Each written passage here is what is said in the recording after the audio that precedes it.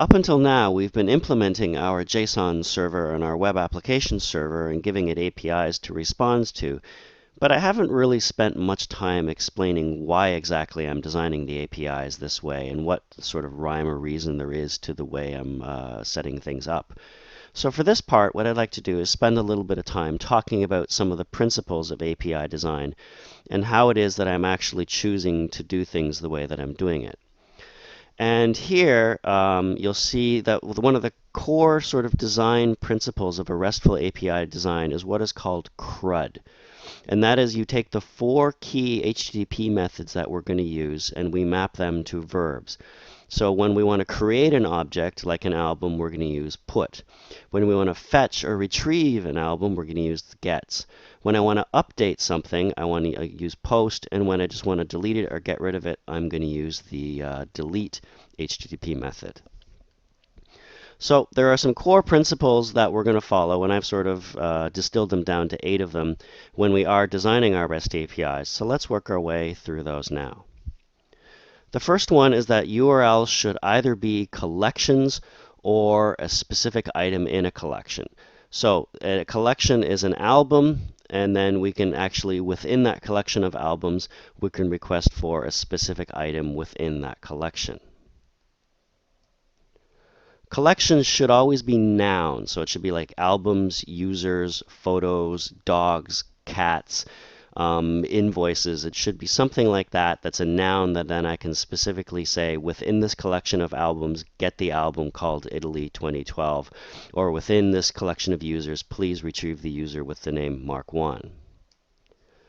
To fetch an object or to update an object, you specify the specific instance within that collection. So again, within the collection albums, I want to retrieve Italy 2012, or I want to update the data in Italy 2012 within albums like that. You destroy objects with delete, and then again, you destroy a specific object. Very rarely will you see a server let you just destroy an entire collection like that, although I suppose it theoretically could be possible. If you have collections of hanging off of your collections, you just continue the pattern. For example, maybe on a specific instance or a specific item in the albums collection here, Italy 2012, it itself has a collection of photos. So my URLs can continue to match that. I can add a photo to the Italy 2012 album by just doing a put on the photos URL for that. Or I can get a specific photo, I don't know if this is a timestamp or whatever, by specifying a specific item in the collection of photos in the specific album in the collection of albums. So you just continue the pattern, and you can continue it ad nauseum. If you need to make slight tweaks to what you're getting, slight changes, I want to reduce the amount of what I'm getting, or I want to filter the results of what I'm getting, or something like that. I only want to get albums that are located in Europe, or I only want to get the first 25 photos because my page just can't handle rendering more. Those should be done using query parameters, which in HTTP are with the question mark for the first parameter and then the ampersand for sort of subsequent parameters.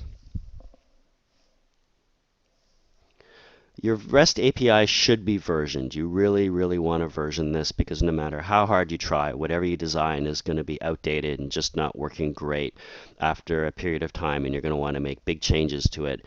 And if you don't version it, it's just going to create problems for developers or whoever is using that API. So you might as well version it right from the start. And then finally, this is something not a lot of people always follow, but I think it's a good idea. You should include the data format in the URL. So that's why you've been seeing me add .json to everything, because theoretically, we might have some clients in the future who actually want XML as a supported data format too. And so it's pretty easy to just have your server massage the data it's working with and convert it to XML or JSON, depending on what the client asked for. And it also makes it very, very clear to people reading the documentation on your API what exactly they're going to be getting from it. And then finally, I have a sort of secret little ninth principle here, and that's basically, it's easy for me to sit here and say you should totally design your APIs like this. It's got to be perfect and everything. There's always kind of messy little cases and stuff. So do your best to sort of adhere to those principles. Maybe, but when you run into something complicated, just try to shoehorn it in or squeeze it in as best you can. And, maybe go look at what some other APIs are doing and stuff. So for an example of a really nice, clean, elegant API, there's this company called Blinksale, which is sort of an online invoicing service. And their web service is totally programmable, and their API is just extremely clean and elegant and very well done. So I do recommend taking a look at that if you get a chance. Let's go ahead and actually modify our server here to add support for what we were just talking about. Now you'll see I've already been following the sort of concept of nouns and then items within that collection of nouns. So really the only thing I need to do is for these first two APIs here on the server, I want to version those like that. So the nice thing about Express is I just have to modify the route and I'm ready to go. Now, the only other slight challenge we'll have is we need to find who's calling this API, and we need to make sure that they're now calling the correct new one. And that is in here, our home.js bootstrapper. That's the one that here is getting the list of albums. So all it needs to do is go ahead and get the correct URL, the list of albums there. So let's clean things up. Let's run the new version of our server, and let's curl some things and make sure we're getting correct results back. I should be able to say localhost page is home. I still get that. I should be able to say v1 albums.json, Italy 2012.json, great. And then I should still also be able to say like contents home.js.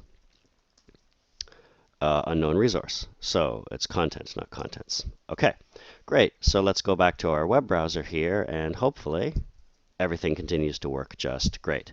So that's our sort of quick look at a API design in RESTful web application servers. And it's definitely something you should try to adhere to or keep in mind as you're writing your own applications.